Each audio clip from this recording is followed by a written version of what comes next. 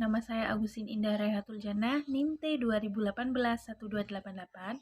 Di sini saya akan menjelaskan tentang konsep dasar indikator. Indikator merupakan penanda pencapaian kompetensi dasar secara spesifik yang dapat dijadikan ukuran untuk mencapai tujuan pembelajaran. Indikator dirumuskan dengan kata kerja operasional KKO yang dapat diukur dan dibuat instrumen penilaiannya. Fungsi indikator itu ada 5. Yang pertama sebagai alat untuk menunjang perubahan nilai pada suatu kegiatan tertentu.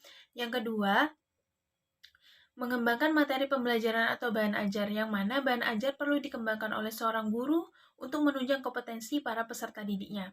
Yang ketiga, merancang dan melaksanakan penilaian hasil belajar. Indikator merupakan pedoman upaya dalam merancang, melaksanakan, dan mengevaluasi hasil belajar. Yang keempat, indikator sebagai pedoman dalam mendesain kegiatan pembelajaran. Dan yang terakhir, indikator sebagai pedoman dalam upaya mengembangkan kegiatan berdasarkan karakteristik, potensi, kebutuhan, dan lingkungan. Mengembangkan indikator yang pertama, menganalisis kompetensi dalam standar kompetensi dan kompetensi dasar. Yang kedua, menganalisis mata pelajaran, peserta didik, dan sekolah. Yang ketiga, menganalisis kebutuhan dan potensi. Yang keempat, merumuskan indikator. Dan yang kelima, mengembangkan indikator penilaian. Kata kerja operasional. Kata kerja operasional atau KKO merupakan kata kerja yang dapat diukur ketercapaiannya, dapat dilihat atau diamati perubahan tingkah laku atau tindakannya, dapat diuji dan dapat digunakan dalam tujuan pembelajaran. Kata kerja operasional merupakan bagian dari taksonomi Bloom dalam pendidikan, yang mana digunakan untuk menyatakan dimensi proses pembelajaran dalam kompetensi dan tujuan pembelajaran. Taksonomi Bloom merupakan taksonomi yang dibagi untuk tujuan pendidikan, dan tujuan pendidikan tersebut dibagi ke dalam 3 domain, yaitu 1. Kognitif, 2. Efektif, dan yang ketiga psikomotorik. Assalamualaikum warahmatullahi wabarakatuh. Perkenalkan, nama saya Jihan Dia Safitri dengan NIM T2018-1273 dari kelompok 9 mata kuliah Perencanaan Pembelajaran PAI. Nah, kali ini saya akan mempresentasikan materi mengenai indikator pencapaian kompetensi dan indikator penilaian. Nah, langsung saja yang pertama yaitu adalah indikator pencapaian kompetensi. Jadi, apa sih sebenarnya indikator pencapaian kompetensi itu? Nah, jadi menurut standar proses pada Peraturan Menteri Pendidikan Nasional atau Permendiknas nomor 41 tahun 2007, indikator pencapaian kompetensi itu merupakan perilaku yang dapat diukur ataupun diobservasi untuk menunjukkan ketercapaian kompetensi dasar tertentu yang menjadi acuan penilaian mata pelajaran. Nah, lalu indikator pencapaian kompetensi ini itu dirumuskan dengan menggunakan kata kerja operasional atau KKO yang mencakup 3 aspek. Yang pertama, pengetahuan, yang kedua adalah sikap, dan yang ketiga adalah keterampilan. Nah, dari penjelasan sebelumnya dapat ditarik kesimpulan bahwasanya indikator pencapaian kompetensi merupakan rumusan kemampuan yang harus dilakukan atau ditampilkan oleh peserta didik untuk menunjukkan ketercapaian kompetensi dasar atau KD. Lalu yang selanjutnya adalah hal yang perlu dipertimbangkan dalam mengembangkan indikator pencapaian kompetensi. Nah, di sini ada beberapa hal yang perlu dipertimbangkan. Yang pertama adalah tuntutan kompetensi yang dapat dilihat melalui kata kerja yang digunakan dalam kompetensi dasar. Yang kedua yaitu adalah karakteristik suatu mata pelajaran tersebut, siswa, dan sekolah atau madrasah.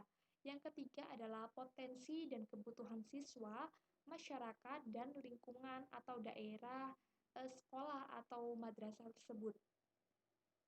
Indikator pencapaian kompetensi ini memiliki kedudukan yang sangat strategis dalam mengembangkan pencapaian kompetensi dasar, sehingga indikator pencapaian kompetensi ini memiliki beberapa fungsi. Nah, di sini sudah saya paparkan ada 4 fungsi fungsi dari indikator pencapaian kompetensi. Yang pertama, pedoman dalam mengembangkan materi pembelajaran. Yang kedua, sebagai pedoman dalam mendesain kegiatan pembelajaran. Yang ketiga, sebagai pedoman dalam mengembangkan bahan ajar. Yang keempat, yaitu sebagai pedoman dalam merancang dan melaksanakan penilaian hasil belajar. Nah, lalu ketentuan perumusan indikator pencapaian kompetensi. Nah, jadi perumusan indikator pencapaian kompetensi itu tidak asal-asalan, harus ada ketentuan dalam perumusannya. Nah, yang pertama itu harus dirumuskan dari kompetensi dasar. Yang kedua itu harus mengenakan kata kerja operasional atau KKO yang dapat diukur. Nah, yang tadi sudah saya jelaskan di awal. Yang ketiga, dirumuskan dengan kalimat yang simple, jelas, dan mudah untuk dimengerti. Eh, yang keempat, tidak menggunakan kata yang bermakna ganda. Yang kelima, hanya mengandung satu tindakan saja. Dan yang terakhir, memperhatikan karakteristik mata pelajaran, potensi, dan kebutuhan peserta didik, sekolah, masyarakat, dan lingkungan atau daerah dari madrasah atau sekolah tersebut. Nah, yang terakhir yaitu adalah indikator penilaian. Nah, indikator penilaian ini merupakan pengembangan lebih lanjut dari yang sebelumnya tadi, dari indikator pencapaian kompetensi. Nah, indikator penilaian ini perlu dirumuskan untuk menjadikan pedoman penilaian bagi pendidik atau guru, peserta didik atau murid, dan evaluator di sekolah. Nah, setiap penilaian ini bisa berupa tes maupun non-tes sesuai dengan Bismillahirrahmanirrahim. Assalamualaikum warahmatullahi wabarakatuh. Perkenalkan, nama saya Siti Nurlaini dengan NIM 2018-1260. Di sini saya akan menjelaskan tentang langkah-langkah pengembangan indikator dan juga menuliskan indikator dalam RPP. Pertama, langkah-langkah pengembangan indikator. Jadi langkah pengembangan indikator ini ada 5. Yang pertama, menganalisis tingkat kompetensi dalam SK dan KD. Kedua, menganalisis karakteristik mata pelajaran peserta didik dan sekolah. Yang ketiga, menganalisis kebutuhan dan potensi. Keempat, dalam merumuskan indikator perlu diperhatikan beberapa ketentuan. Dan yang kelima yaitu mengembangkan indikator penilaian. Pertama, menganalisis tingkat kompetensi SK dan KD. Jadi, menganalisis tingkat kompetensi dalam SK dan KD ini diperlukan untuk memenuhi tuntunan minimal kompetensi yang dijadikan standar secara nasional. Di sini, sekolah dapat mengembangkan indikator melebihi standar minimal yang telah ditentukan. Sebagai pengingat bahwasanya tingkat kompetensi dapat dilihat melalui kata kerja operasional yang digunakan dalam SK dan KD, bisa tingkat pengetahuan, tingkat proses, maupun tingkat penerapannya. Kemudian yang kedua, menganalisis karakteristik mata pelajaran peserta didik dan sekolah. Jadi dalam pengembangan indikator perlu mempertimbangkan karakteristik mata pelajaran peserta didik dan sekolah. Karena indikator di sini dijadikan acuan dalam penilaian. Setiap mata pelajaran memiliki karakteristik tertentu yang membedakannya dengan mata pelajaran lainnya. Perbedaan inilah yang menjadi pertimbangan penting dalam mengembangkan indikator. Selain itu, dalam mengembangkan indikator juga memerlukan informasi karakteristik peserta didik yang beragam dalam intelijensi maupun gaya belajar, sehingga indikator selayaknya mampu mengakomodir dengan penilaian yang sesuai, sehingga kompetensi peserta didik dapat terukur secara proporsional. Yang ketiga, menganalisis kebutuhan dan potensi. Jadi, kebutuhan dan potensi peserta didik sekolah dan daerah perlu dianalisis untuk dijadikan bahan pertimbangan dalam mengembangkan indikator. Indikator juga harus dikembangkan guna mendorong peningkatan mutu sekolah di masa yang akan datang, sehingga diperlukan informasi hasil analisis potensi sekolah yang berguna untuk mengembangkan kurikulum melalui pengembangan indikator. Yang keempat, dalam merumuskan indikator perlu diperhatikan beberapa ketentuan. Yang pertama yaitu Tiap KD dikembangkan sekurang-kurangnya menjadi 3 indikator. Yang kedua, keseluruhan indikator memiliki tuntunan kompetensi yang tertuang dalam kata kerja yang digunakan dalam SK dan KD. Yang ketiga, indikator dikembangkan harus menggambarkan hierarki kompetensi. Yang keempat, rumusan indikator sekurang-kurangnya mencakup 2 aspek, yaitu tingkat kompetensi dan materi pembelajaran. Kelima, indikator harus dapat mengakomodir karakteristik mata pelajaran, sehingga menggunakan kata kerja operasional yang sesuai. Dan yang keenam, yaitu rumusan indikator dapat dikembangkan menjadi beberapa penilaian yang mencakup ranah kognitif, afektif, dan psikomotorik. Yang kelima, mengembangkan indikator penilaian. Jadi, indikator penilaian merupakan pengembangan lebih lanjut dari indikator, yaitu indikator pencapaian kompetensi. Indikator penilaian perlu dirumuskan untuk dijadikan pedoman bagi guru, peserta didik, maupun evaluator sekolah. Rumusan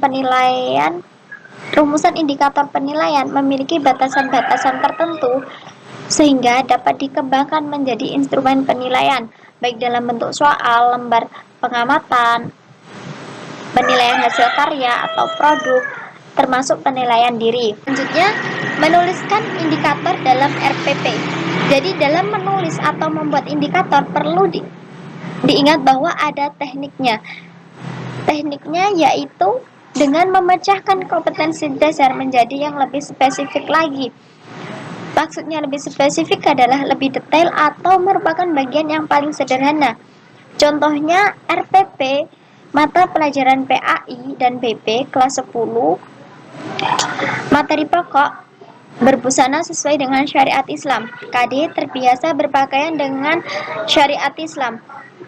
Kata kompetensi terbiasa dalam KD tersebut sudah sangat operasional, sehingga sulit dijabarkan ke dalam bentuk yang lebih spesifik.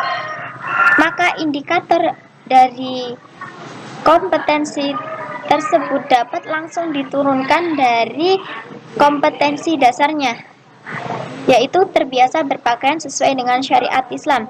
Kemudian KD menganalisis ketentuan berpakaian sesuai dengan syariat Islam.